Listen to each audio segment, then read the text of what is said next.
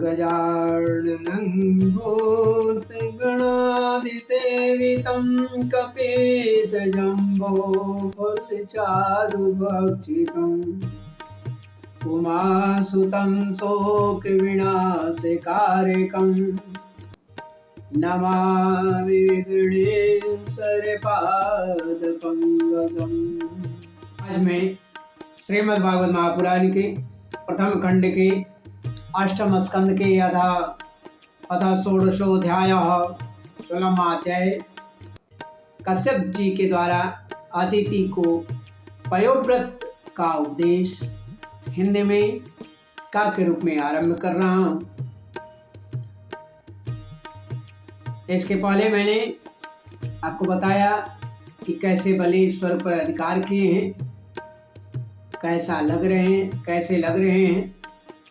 अब जब देवता लोग छिप गए हैं तो किसी भी माँ का हृदय दुखी होगा, टूटेगा। अपने बच्चे की सुख के लिए हर माताएं चाहती हैं। अब यहाँ पर देव माता अदिति को बड़ी पीड़ा हुई है, क्योंकि बलि के कारण सभी को वेश बदल कर जहीं तहीं भागना पड़ा है, छिपना पड़ा है। इधर कश्यप जी समाधि में थे, तपस्या में थे। तपस्या इनकी भंग हुई है, टूटी है, और टूटने के बाद ये वापस आते हैं तो माता अदिति जो हैं सो उदास हैं, और उनकी उदासी का कारण कश्यप जी ने पूछा है। और उसके बाद अदिति जो प्रार्थना की है इन सभी को मैं बताऊंगा। इसमें पुत्र कामनार्थ जो व्रत बताया गया है ये पयोव्रत है। इसका विधिवत नियम पालन करने से निश्चित ही संतान घर में होती है। इसी का वर्णन मैं करूंगा, और इसमें विशेष रूप से भगवान विष्णु की स्तुति भी मैं आप लोगों को बतलाऊंगा।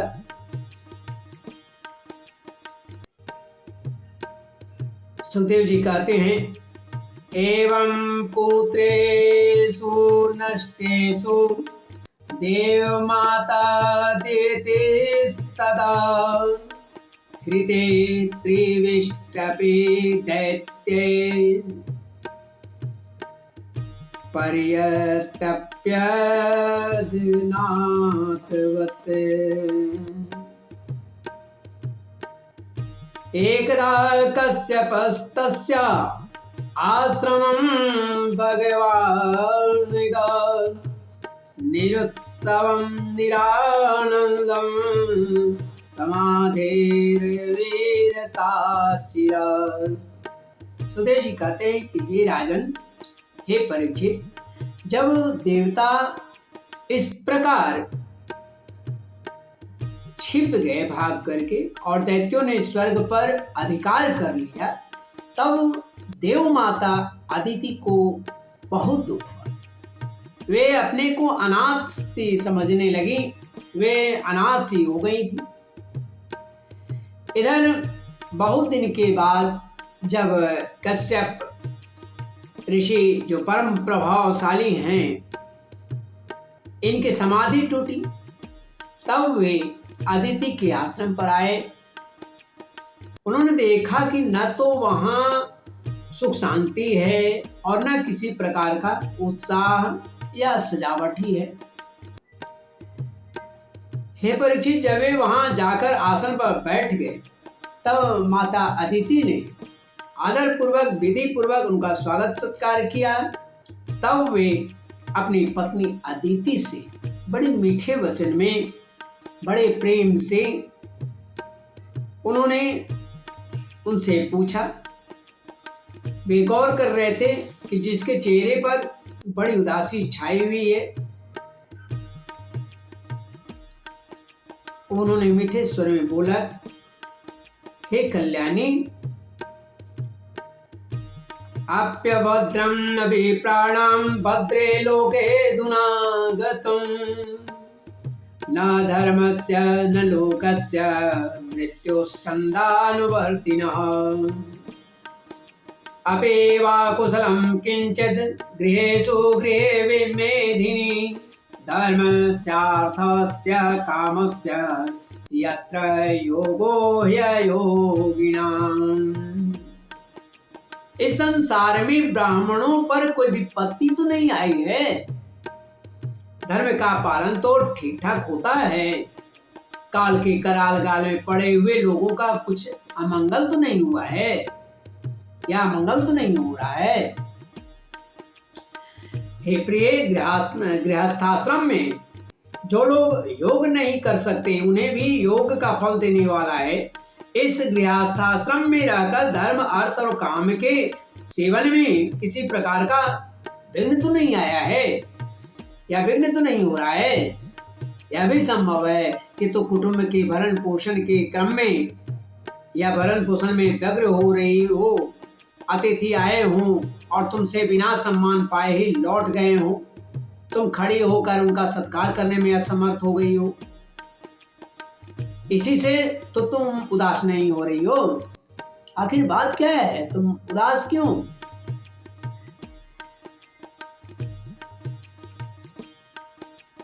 जिन घरों में आए हुए अतिथि का जल से भी सत्कार नहीं करते वह घर घर नहीं होता, वह घर गिदड़ों का घर के समान होता है।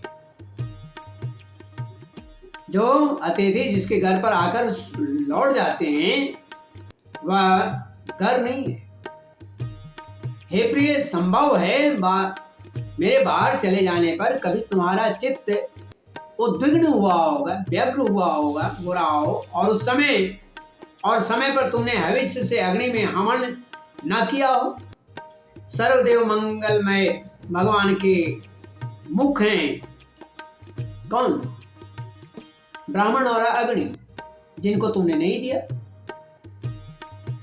ऐसा भी हो सकता है। गृहस्थ पुरुष यदि इन दोनों पूजा करता है तो उसे जो है उन लोगों की प्राप्ति होती है जो समस्त कामनाओं को पूर्ण कर देने वाला होता है। हे प्रिय, तुम तो सदा प्रसन्न रहती हो, प्रसन्न रहने वाली हो, परंतु तुम्हारे बहुत से लक्षणों से मैं देख रहा हूं कि इस समय तुम्हारा चित्त अस्वस्थ है और तुम्हारे सब लड़के तो कुशल मंगल से हैं ना। तुम्हारा चित्त उद्विग्न है, व्याकुल है, बेचैन है। आखिर क्या बात है? तब अदिति ने उनको सारी बात बताना शुरू की और आगे कहते हैं अदिति कहती है कि भद्रं द्विज गवां ब्राह्मण धर्मस्यास्य जनस्य च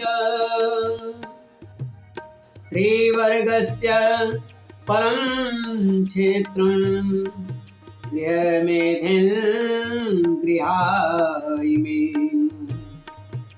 अदिति ने कहा, हे भगवान, ब्राह्मण, गौ, धर्म और आपकी यह दासी सब कुशल से हैं, सभी ठीक ठाक है।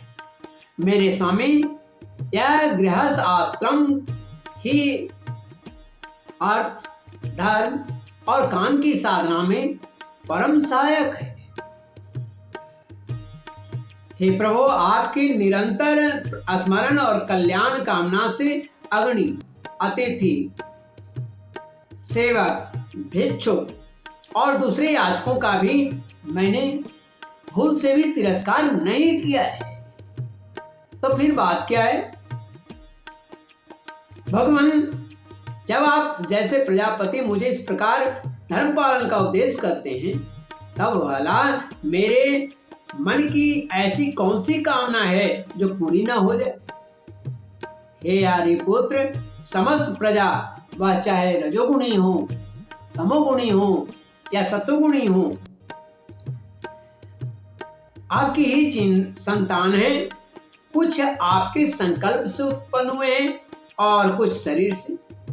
हे भगवान, इसमें संदेह नहीं है कि आप सब संतानों के प्रति, चाहे वह असुर हो या देवता, एक सा भाव रखते हैं और स्वयं सम हैं, तथापि फिर भी स्वयं परमेश्वर भी अपने भक्तों की अभिलाषा पूर्ण किया करते हैं। मेरे स्वामी, मैं आपकी दासी हूं, आप मेरी भलाई के संबंध में विचार कीजिए, मेरे लिए एक उपाय कीजिए, एक विचार कीजिए। मर्यादा पालक प्रभु, बात यहाँ पर यह है, शत्रुओं ने हमारी संपत्ति और रहने का स्थान भी छीन लिया है, आप हमारी रक्षा कीजिए। बलवान दैत्यों ने मेरे ऐश्वर्य, धन, यश और पद छीन लिया है तथा हमें घर से बाहर निकाल दिया है। इस प्रकार मैं दुख के समुद्र में डूब रहा हूँ। आपसे बढ़कर हमारी भलाई करने वाला और कोई दिखता नहीं और कोई है नहीं। इसलिए मेरे हितैषी स्वामी, आप सोच विचार कर अपने संकल्प से ही मेरे कल्याण का कोई ऐसा उपाय कीजिए जिससे कि मेरे पुत्रों को वे वस्तुएं फिर से प्राप्त हो जाए जो उन्होंने खो दिया है, जिसको दानवों ने छीन लिया है। ऐसा कोई उपाय। सुखदेव जी कहते हैं कि इस प्रकार जब अदिति कश्यप जी से प्रार्थना की तब वे कुछ विस्मित होकर के बोले, बड़े आश्चर्य की बात है कि भगवान की माया भी कैसी प्रबल है। यह सारा जगत स्नेह की रज्जू से बंधा हुआ है। क्व देहो भौतिको नात्मा, क्व चात्मा प्रकृते पर, कस्य के प्रति पुत्राद्या मोहैव हि कारणम्।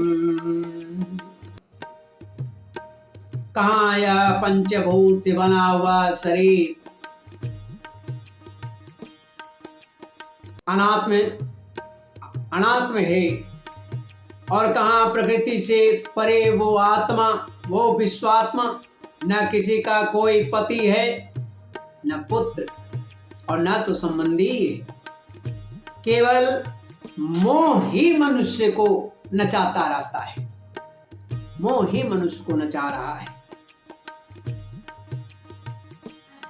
हे प्रिय, तुम संपूर्ण प्राणियों के हृदय में विराजमान अपने भक्तों के दुख को मिटाने वाले जगत गुरु भगवान वासुदेव की आराधना करो, उनसे प्रार्थना करो। वे बड़े दयालु हैं, अवश्य श्री हरि तुम्हारी कामनाएं पूर्ण करेंगे। मेरा यह दृढ़ निश्चय है कि भगवान की भक्ति कभी व्यर्थ नहीं होती, इसके सिवा कोई दूसरा उपाय नहीं है। इसलिए सभी को भगवान का ध्यान जरूर करें। ऊब होगी, 2-4 दिन ऊब होगी, लेकिन क्रम अगर बनाए रखिएगा, हठ पूर्वक ही नहीं। जैसे हमको खाना जरूरी है, शौच जाना जरूरी है, जाएंगे ही जाएंगे, ठीक उसी तरह इसको भी ना इच्छा हो फिर भी आप अभ्यास बनाए रखें, फिर क्रम बन जाएगा, फिर रुकेगा नहीं, फिर वो चालू हो जाएगा।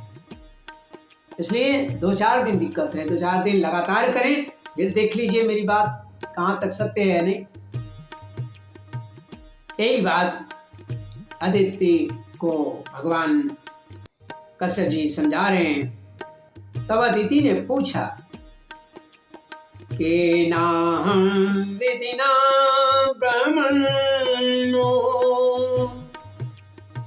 के नाहं विधिना ब्रह्मणोपस्थासे जगत्पतिम्, यथा मे सत्य संकल्पो विदधास मनोरथम्। आदिश त्वं द्विजश्रेष्ठ विधिं तदुपधावनम् आसो तुष्यति मे देव सीदन्त्यास पुत्रकै। माता अदिति पूछती हैं कि भगवान, मैं जगदीश्वर भगवान की आराधना किस प्रकार करूं जिससे वे सत्य संकल्प प्रभु मेरा मनोरथ को पूर्ण कर दें। पतिदेव, मैं अपने पुत्रों के साथ बहुत ही दुख भोग रही हूँ, जिससे वे शीघ्र ही मुझ पर प्रसन्न हो जाएं। उनकी आराधना की वह विधि तो बतलाइए जिससे प्रभु खुश हो जाएं, प्रसन्न हो जाएं। कश्यप जी ने कहा कि देवी, एतन में भगवान पृष्ठ प्रजा कामस्य पद्मज यदा ते प्रवक्ष्यामि व्रतं केशवतोषणम्।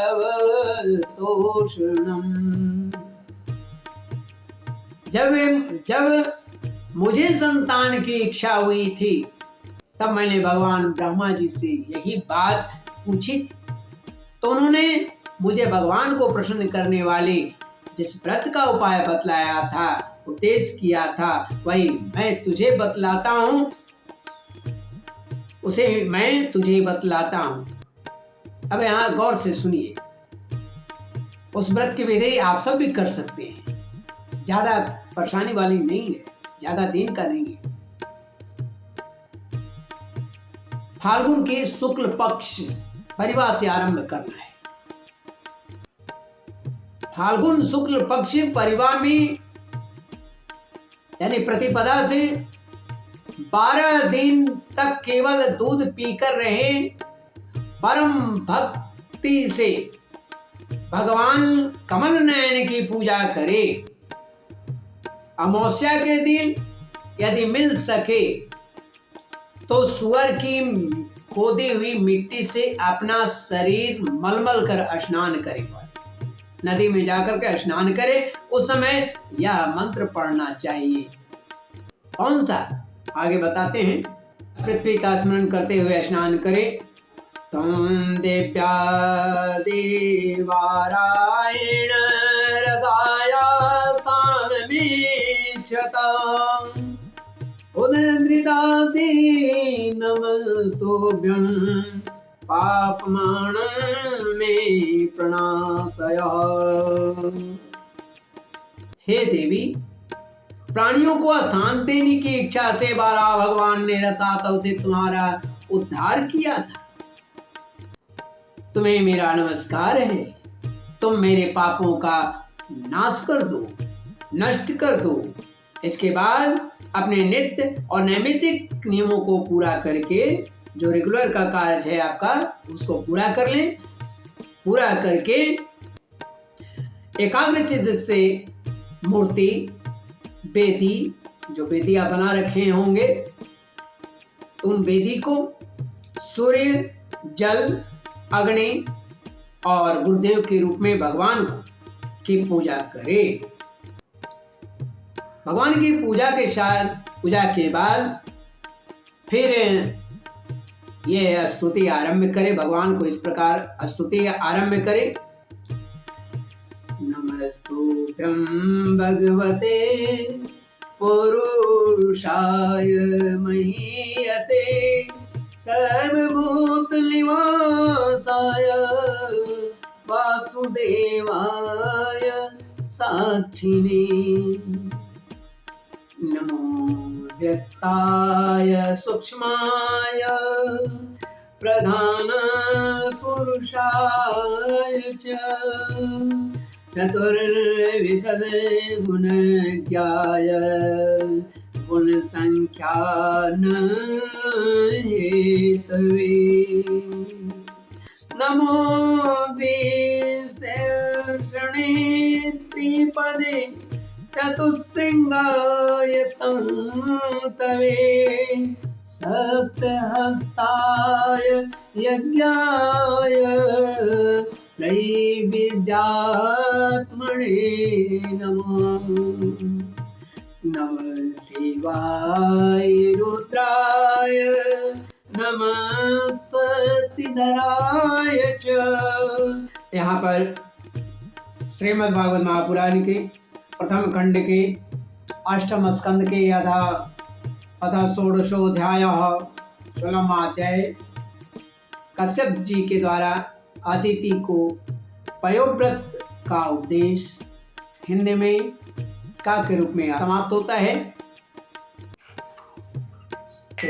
नारायण नारायण नारायण गोविंद नारायण नारायण नारायण श्रीमन्नारायण नारायण नारायण माधव नारायण नारायण नारायण श्रीमन्नारायण नारायण नारायण गोविंद नारायण नारायण नारायण श्रीमन्नारायण नारायण नारायण नारायण नारायण नारायण नारायण नारायण श्रीमन्नारायण नारायण माधव नारायण नारायण नारायण श्रीमन्नारायण नारायण नारायण गोविंद नारायण नारायण नारायण नारायण श्रीमन्नारायण नारायण माधव नारायण नारायण नारायण श्रीमन्नारायण नारायण नारायण गोविंद नारायण नारायण नारायण धर्म की जय हो अधर्म का नाश हो प्राणियों में सद्भावना हो विश्व का कल्याण हो हिंदू धर्म की जय हो भारतवर्ष की जय हो गौ माता की जय हो सभी सनातनियों की जय हो साधुओं की जय हो असाधुओं की जय हो।